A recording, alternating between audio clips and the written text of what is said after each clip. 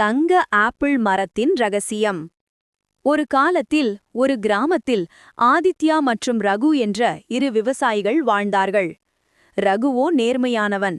தன் வயலில் கடினமாக உழைத்து தன் உழைப்பின் பலனிலேயே நம்பிக்கை வைத்திருந்தான்.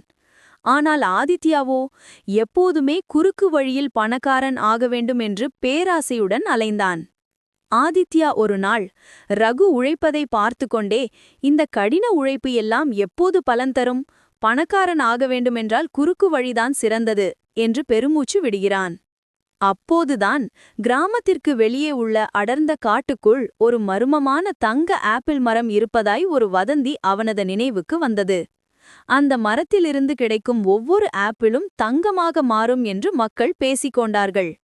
பேராசையால் உந்தப்பட்ட ஆதித்யா ஒரு முடிவெடுத்து மறுநாளே காட்டுக்குள் செல்ல துணிந்தான்.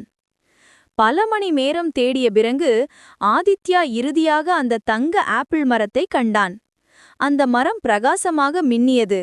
அதன் கிளைகளில் உண்மையான தங்க ஆப்பிள்கள் தொங்கின. ஆதித்யா ஆச்சரியமடைந்து மரத்தை அணுகுகிறான். முதலில் ஒரு ஆப்பிளை பறிக்க முயற்சிக்கையில் அது நழுவி விடுகிறது. அவன் மீண்டும் முயற்சித்து ஒரு ஆப்பிளை பறிக்க, அது அவன் கைகளில் கனமான தங்கமாக மாறியது. நான் பணக்காரனாகிவிட்டேன் என்று மகிழ்ச்சியில் துள்ளி குதித்த ஆதித்யா தனது சட்டை பையிலும் முடிந்தவரை ஆப்பிள்களை நிரப்பிக்கொண்டான்.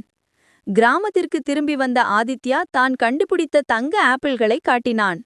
மக்கள் ஆச்சரியப்பட, ஆதித்யா விரைவிலேயே விலையுயர்ந்த ஆடைகள், ஒரு பெரிய வீடு என்று கிராமத்திலேயே பெரிய பணக்காரனானான். ஆனால் அவனது பேராசை சிறிதும் குறையவில்லை. இன்னும் வேண்டும் என்ற வெறியுடன் தொடர்ந்து தங்க ஆப்பிள்களை பறித்தான். ஒரு நாள் வழக்கம் போல் ஆதித்யா மரத்திற்கு சென்று பேராசையுடன் முடிந்தவரை ஆப்பிள்களை பறிக்கும்போது ஒரு மர்மமான ஒளி மரத்திலிருந்து வெளிப்பட்டு வனதேவதையாக மாறியது. ஆதித்யா பயத்தில் நடுங்கினான். வனதேவதை கம்பீரமாக, ஆதித்யா, நீ பேராசை கொண்டவன். இந்த காட்டின் செல்வத்தை சுயநலத்துக்காக சுரண்டுகிறாய். இந்த மரத்தின் ஆப்பிள்கள் ஒரு சிலரை மட்டுமே பணக்காரர்களாக்க வேண்டும். ஆனால் உனது பேராசையால் இயற்கையின் அமைதிக்கு நீ தீங்கு விளைவிக்கிறாய். இன்று முதல் நீ பறிக்கும் ஒவ்வொரு தங்க ஆப்பிளும் சாதாரண ஆப்பிளாகவே மாறிவிடும். உனது பேராசைக்கு இதுவே தண்டனை என்று சபித்தாள். இந்த சத்தத்தை கேட்ட ஆதித்யா செய்வதறியாது திகைத்தான். மனம் உடைந்த அவன் தான் செய்த தவறை உணர்ந்து வனதேவதையிடம் மன்னிப்பு கோரினான்.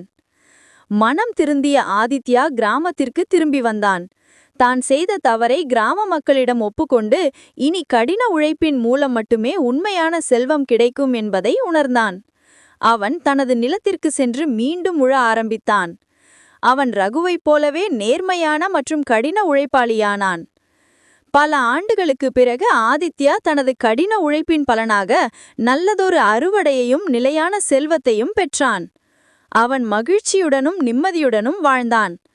அவனது பேராசையும் அகங்காரமும் அழிந்து போய் அவனது வாழ்க்கை ஒரு நீதியான வாழ்க்கையாக மாறியது. ஆம், பேராசை அழிவுக்கு வழிவகுக்கும்.